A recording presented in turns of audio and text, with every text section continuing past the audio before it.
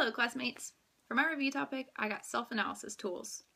So these are 5 different processes that interpreters have available to them to help analyze a body of work, to help them understand where they're at, and kind of develop a plan for moving forward so that we are always delivering the best language product available to our consumers.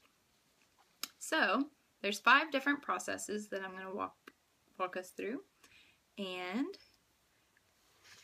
to do that I've also created a toolbox for all of our different processes to go into, and for each process I've assigned a little hopefully something that will help to make each process a little bit easier to remember. So let's get going. The first thing we're going to get out of our toolbox is our pocket watch. This is for the processing time analysis, also known as the PTA. I chose the pocket watch because it's obviously representative of time, but also pocket watch and processing time both start with a P. So hopefully that'll make it easy to remember. So the processing time analysis is when you have your video of an interpretation available to you.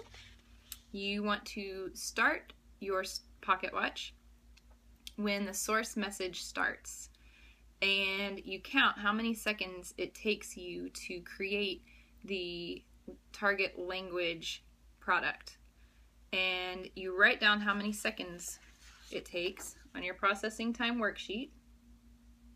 And then at the end of the message, when the source message has finished, you start your pocket watch again, and then you count how many seconds it takes for you to finish the source message in your target language.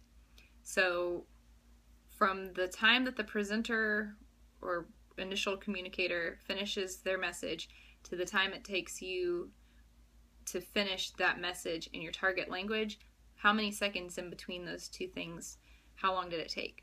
And then you do an average of your time, and you come up with that's how you create your processing time analysis. And you, I think on average, want to shoot for around 7 seconds, 5 to 7 seconds is the goal. So the next thing we're going to get out of our toolbox is our Scrabble tile bag. And this is for the utterance by utterance analysis. So when you've got your video of your interpretation, you sit there, and whether it's in English or in sign, you create, basically, for lack of a better term, a script of how your language product went. And then the next thing we're going to get out is our magnifying glass. This is for the 3+3 analysis. This is when we're going to really take a close look at our language product and identify 3 effective parts of your language, and then also identify 3 challenges within your body of work. So, moving on to the antecedent behavioral consequences analysis. It's a bit of a mouthful. You could also call it the ABC. This is where you take perhaps one of your challenges from the 3+3 and you identify it within your body of work. We've got here our language product map. That's what we're going to get out of our toolbox, is our map. And you identify your challenge. This is where it happened within the body of work. And you also the behavior. And then you back up just a little bit before it and you say, what caused this to happen? What was the antecedent to the behavior? And once you've established the cause, you can then move to your effect. How did this behavior occurring in your product affect the rest of the product? The antecedent behavioral consequences. And then the last thing in our toolbox that we're going to get out is our thinker man. This is for the root cause analysis.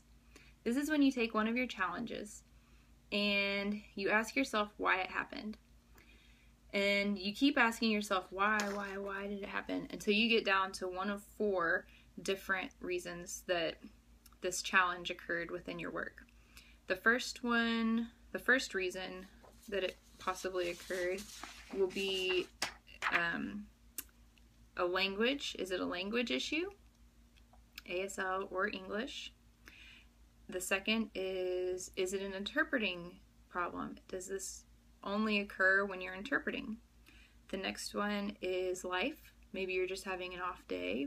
We all have life happen every once in a while. And then the last one is an anomaly, and a fluke, So that's about it. That's our 5 different analysis processes that we have. And using these, we can create our intervention with ourselves and implement a plan to be always working towards producing the best language product available for our consumers. I hope this helped. Thanks, guys.